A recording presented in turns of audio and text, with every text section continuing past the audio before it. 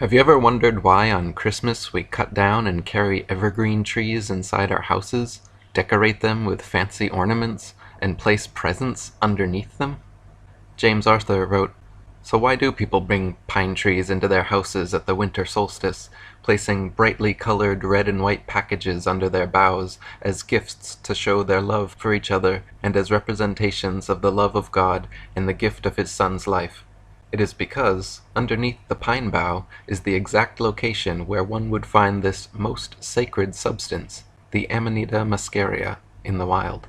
The Amanita muscaria is the red and white magic mushroom that grows almost exclusively beneath pine trees. Their main psychoactive ingredient is muscimol, as well as trace amounts of DMT, an entheogen naturally produced in the brain's pineal gland. The pine cone-shaped pineal gland is an organ that produces the same DMT found in this pine tree fungus, and much more. Dr. Rick Strassman wrote, "DMT exists in all of our bodies and occurs throughout the plant and animal kingdoms.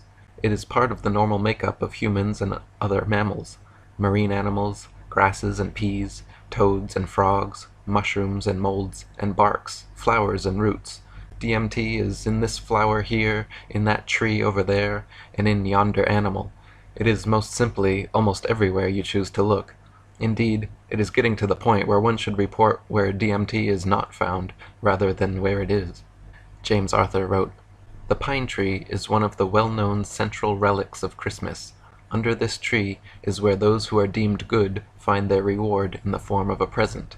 A big red and white rounded mushroom grows under the very tree we are to look under on Christmas morning to find our gift. Green, red, and white as Christmas colors comes from the evergreen tree and the red and white mushrooms underneath. The word Christmas originally comes from the Egyptian Christ, oiled or anointed one, and mace, the sacred cakes annually made and ingested by the Egyptians. This Eucharist was originally made from Amanita muscaria, or was the mushroom itself. The tradition existed all over the ancient world, but most of the iconography and symbology recognized today comes from pre-Christian Northern Europe." James Arthur wrote, "The very name Christmas is a holiday name composed of the words Christ, meaning one who is anointed with the magical substance, and Mass, a special religious service or ceremony of the sacramental ingestion of the Eucharist, the body of Christ. In the Catholic tradition, this substance, body, soma, has been replaced by the doctrine of transubstantiation, whereby in a magical ceremony the priests claim the ability to transform a cracker or round wafer into the literal body of Christ." Dana Larson wrote, "Although most people see Christmas as a Christian holiday, most of the symbols and icons we associate with Christmas celebrations are actually derived from the shamanistic traditions of the tribal peoples of pre-Christian Northern Europe. The sacred mushroom of these people was the red and white Amanita muscaria mushroom. These peoples lived in dwellings made of birch and reindeer hide called yurts. Somewhat similar to a teepee, the yurt's central smoke hole is often also used as an entrance. After gathering the mushrooms from under the sacred trees where they appeared, the shamans would fill their sacks and return home. Climbing down the chimney entrances, they would share out the mushrooms' gifts with those within. Santa also dresses like a mushroom gatherer. When it was time to go out and harvest the magical mushrooms, the ancient shamans would dress much like Santa, wearing red and white fur-trimmed coats and long black boots. To this day, Siberian shamans dress in ceremonial red and white fur-trimmed jackets to gather the magic mushrooms. First, they pick and place the mushrooms to partially dry on nearby pine boughs, which prepares them for ingestion and makes the load lighter. This is why we decorate our Christmas trees with ornaments and bulbs, because the gatherers would always adorn trees with drying mushrooms. Next, the shaman collects his red and white presents in a sack and proceeds to travel from house to house, delivering them. During Siberian winters, the snow piles up past the doors of their yurts or huts, so the red and white clad shaman must climb down the smoke hole or chimney to deliver the presents in his sack. Finally, the appreciative villagers string the mushrooms up or put them in stockings hung affront the fire to dry. When they awake in the morning, their presents from under the pine tree are all dried and ready to eat." Dana Larson wrote, The amanita mushroom needs to be dried before being consumed. The drying process reduces the mushroom's toxicity while increasing its potency. The shaman would guide the group in stringing the mushrooms and hanging them around the hearth fire to dry. This tradition is echoed in the modern stringing of popcorn and other items. James Arthur wrote, "The ancient shamanic use of Amanita muscaria in Siberia is well documented. Despite governmental oppression against its use, there are still many who refuse to accept the authorized state religion and continue the shamanic traditions in secret. Just as the Siberian shaman, commonly dressing in red and white, would enter through the opening in the roof of a home where a ritual was to be done, Santa Claus also arrives on the roof and enters through the chimney. Just as the shamans would gather the mushrooms in bags, which they would bring with them when performing a ceremony, Santa Claus also, on the holy day, brings presents in a bag. Siberian reindeer also enjoy eating Amanita muscaria mushrooms, and thus are often used as a lure by the deer-herding natives. Since one of the hallucinatory experiences often felt on psychedelic mushrooms is that of flying, Santa's flying reindeer most likely derive from this. In the Arctic Circle, this fungus also has magical associations with animals.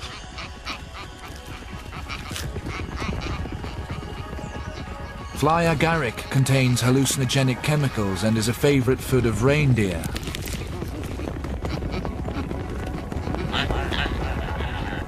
For thousands of years, the lives of reindeer and Sami people have been entwined.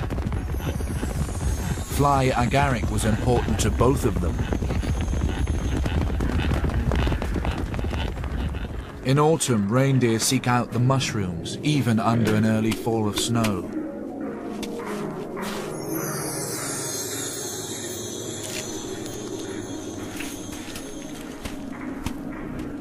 No one knows whether the reindeer are affected, but in the past, Sami shamans took fly agaric in their visionary rituals.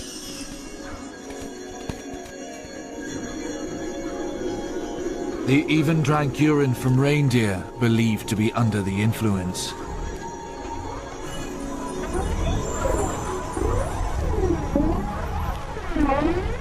In trance, they contacted the great reindeer spirit.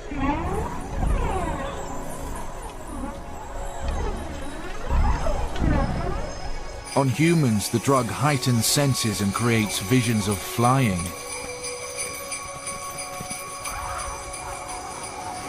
Some believe the greatest of all modern myths arose in the Sami's visionary flights of fancy. Perhaps early 19th century ideas drew on these stories to create a Christmas legend. Dana Larson wrote, "Reindeer were the sacred animals of these semi-nomadic people.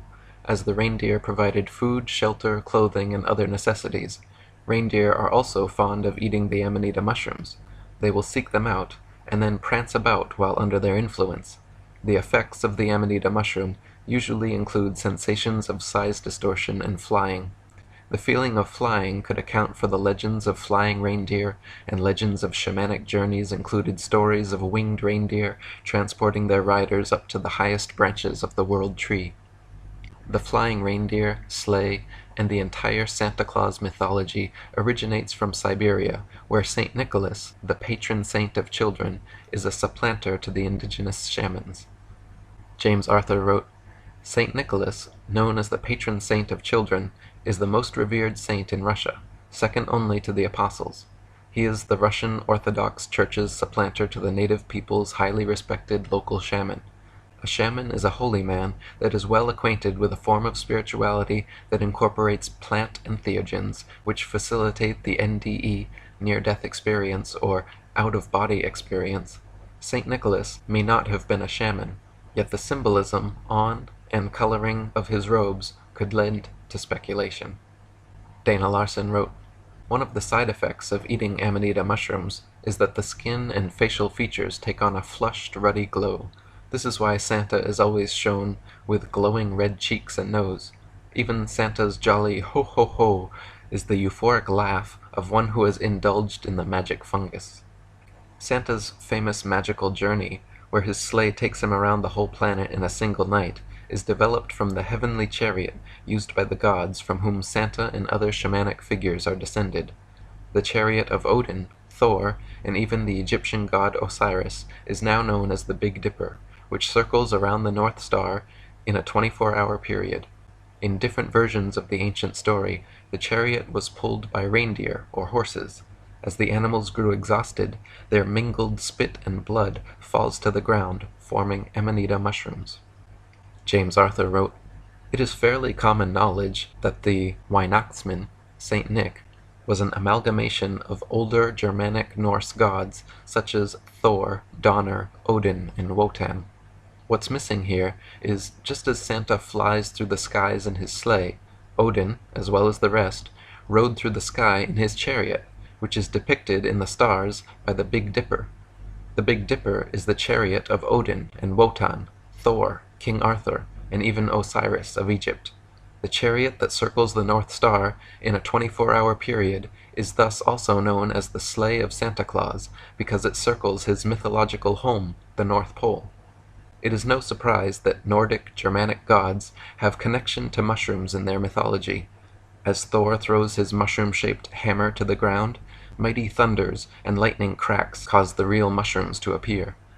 As the horses pulling Odin through the sky in his chariot become overexerted, their blood-mingled spit falls to the ground and causes the amanita mushrooms to grow at those exact points. Probably the first Santa was Osiris in ancient Egypt, who rode his flying chariot to and from the North Pole, was born on December 25th, and celebrated by putting presents underneath an evergreen tree. James Arthur wrote, "Not only did Osiris ride the sky in a chariot, but after his death Isis found that an evergreen, cedar, had grown overnight from a dead stump to full-sized, which was understood as a sign of Osiris's rebirth and immortality.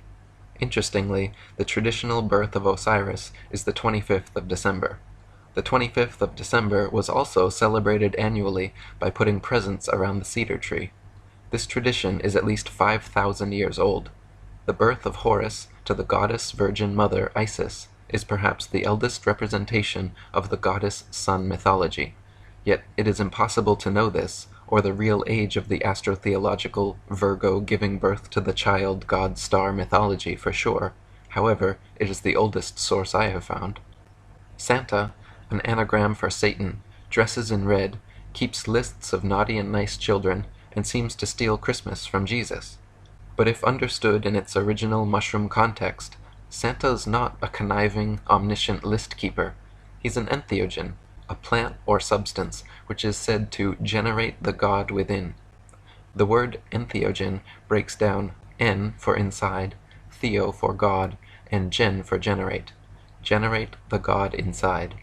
If you have ever taken an entheogen, like psilocybin, DMT, peyote, or ayahuasca, then you are already aware of the spiritual or even religious experiences associated with them. As anyone who has tried them knows, and most anyone who hasn't fiercely denies, these entheogens put us directly in contact with that spark of the divine within ourselves. They allow us access to higher consciousness and open our third eyes. The outer material world dissolves, and the five senses return to a state of one sense, one consciousness." James Arthur wrote, "First-hand understanding is through the ingestion of the holy substances, of which there has been so much written that this brief expose merely scratches the surface of.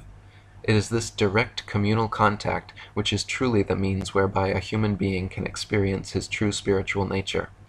One must take very seriously his or her own spirituality, for this is that which we truly are. As I stated in the opening sentence, this experience is of extremely great value, so much so that I feel it necessary to the evolutionary process of each and every individual, and inevitably to all of mankind. If you have mischief, wickedness, or secrecy in you, then entheogens will take you down into the depths of your own hell. But if you have kindness, love, and truth within you, entheogens will raise you up into the heights of that heaven. When people of a poor disposition or in a negative mood eat magic mushrooms, they usually have a bad trip and experience frightening or depressing hallucinations. When people of a good disposition or in a positive mood eat mushrooms, they usually have a great trip and experience hours of uncontrollable laughter and a loving, close feeling with everyone around. Just like at Christmas Santa keeps lists of children who are naughty and nice, at Easter only good kids get to eat the colored eggs. This is likely because good kids on mushrooms are hilarious and lots of fun, whereas naughty kids on mushrooms guarantee a bad trip for everyone, so they get coal at Christmas and no eggs at Easter. James Arthur wrote, Santa Claus is an all-knowing icon that reads the hearts and intentions of everyone on the planet. Each child is told the story of the round man who wears red and white, and his associates, reindeer, little people, and Mrs. Claus. They are also told the story of a miraculous worldwide flight in a sleigh which results in presents being delivered under a tree. Yet when a child reaches the age of reasoning, he is informed that this story is all a fabrication. This revelation is devastating upon the psyche of a young mind. It is also at this time that the child is often comforted and pacified from the shock by very strong reinforcement that the religious systems which the parents or guardians profess are indeed factual, and an attempt is made to incorporate the respective religious traditions into the holiday as the real meaning for the celebration. Santa Claus and the Easter Bunny have both been uprooted from their original positions. They began as mythological mushroom heroes, understood in a spiritual context both by children and adults. Now their literal meaning has been suppressed, and a fake image has been corporatized by Coke, Cadbury, and others. The effect this has had is to turn mythological heroes into fantasies and lies. It was not meant for children to discover as they are coming of age that parents, family, and friends have lied to them about Santa and the Easter Bunny. It was meant for them to discover deeper meanings behind the mythologies, such as the ancient astrotheological understanding of the heavens, the knowledge of the zodiacal procession, the seasonal cycles like solstices and equinoxes. The whole complexity of the modern Christmas mythos is an unexplainable mess without the magic mushroom. The story is completely unintelligible. Dana Larson wrote, Some psychologists have discussed the cognitive dissonance which occurs when children are encouraged to believe in the literal existence of Santa Claus, only to have their parents' lie revealed to them when they are older.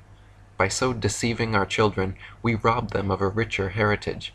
Many people in the modern world have rejected Christmas as being too commercial, claiming that this ritual of giving is actually a celebration of materialism and greed.